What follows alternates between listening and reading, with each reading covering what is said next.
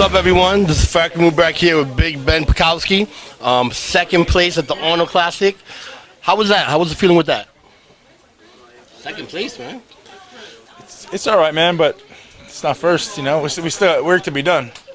So yeah, man, I back to the drawing board right after that happened, right? So I feel like I'm bigger already. Things are growing. My back certainly has improved. My arms are coming along, and if I stay healthy, people are gonna have something to watch out for, man. What type of changes have you been making since the Arnold for next year? I think just taking on a new attitude, actually, a new mentality. Because I mean, you see these guys that are coming up now, big dudes, man. It's motivating me, actually. It really is. I mean, no longer trying to play like the refining game, which I think I was for 2 or 3 years, from 2010 to 2013, basically just refining stuff. Now I'm actually trying to come in substantially bigger, so trying to put on that extra 10 pounds of stage weight, which I have never tried to do since basically since I turned pro. So another reason why I missed the Olympia. How much did you weigh at the Arnold? Before I got sick, I was 278 or 280, so I probably went on stage under 270, maybe 265, 270, but that's because I didn't eat for 24 hours or more. So I would have been around 278, 280, I think. So I'm hoping at least 280 this year, maybe 285. Now, you saying the other guys are big? What's 280 on stage? Well, yeah, man, it's all relative, though. I mean, my legs are obviously going to be bigger than everybody else, and it's just a matter of bringing up the back and the arms to be proportionately as big as the legs.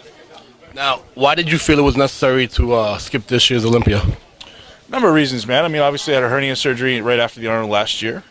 I also had a baby about 9-10 weeks before the Olympia. God bless you. Thanks, man. Yeah, dude, we were so busy, and I just didn't want to do the Olympia at 80%, It's the Olympia. Like, if I don't feel like I've made substantial improvement, why am I going to do it? I'm not just competing to compete. I'm too young to be just competing after show after show after show without progressing. What's the point? So I just, I want to wait and do the Arnold and be substantially better, not just a little bit better. I want to be leaps and bounds better.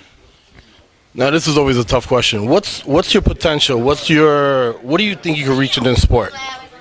Man, I've said it 1,000 times. My best is the best in the world. And it's arrogant, but it's also because I just feel like I'm just starting to understand what training is supposed to be, and how to train my body to improve it. If you're going to see the difference in my back from last year at the Arnold to this year, I just figured it out, man. My brain's just starting to click. Even my arms getting proportionally stronger, getting proportionally thicker. So many different things are just starting to click for me. So provided my life allows me to train the way I need to, I believe the Olympia is inevitable. Another good question I like to ask bodybuilders is, what drives you? What drives you? What makes you want to become the best in the world? It's not even wanting to be the best in the world. It's wanting to be my best and commit 100% to something and do things that other people aren't willing or able to do. That drives me. There's always that little kid in me who just always has the desire to just work hard, man, and be better than everybody and be great at something. Leave a legacy, man. We all saw the movie Generation Iron. You went into your training system, and how it was, not just a little different, but a lot different than what other people are doing. And obviously it is working for you. How did you come up with that training system? Man, I've got a 4-year degree, and I've got, I don't know, maybe 9 or maybe even 10 or 11 certifications now. So I'm learning from so many different places. And everything I learn, my brain is always analytical, so I'm looking at it and I'm analyzing, like, how can I apply this? How can I make it better?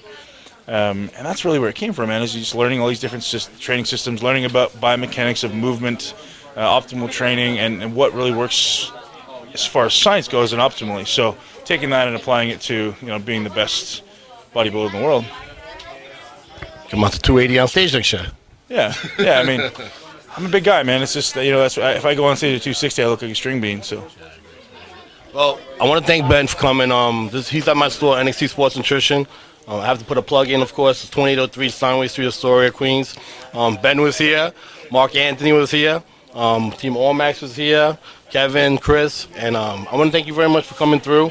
And I know you're going to go and bust somebody's butt right now, shoulders. That's what they tell me, right? I felt bad for the kid when he won the prize. Yeah, man. I mean, he's not washing his hair for the next few years, but it's all right. Now, anything else you want to say before?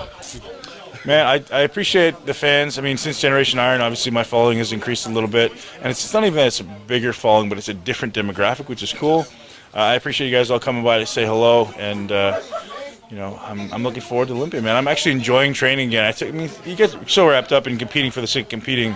I'm actually enjoying training again because I'm training for the sake of improving as opposed to just competing. So I'm grateful I skipped the Olympia and looking forward to big things this year. I know I've said this a couple of times for a few people, but Ben is one of the most genuine people in the sport. He's always been, and I wish you the best, man. Thanks, brother. You know, and I hope you win the Arnold next year, and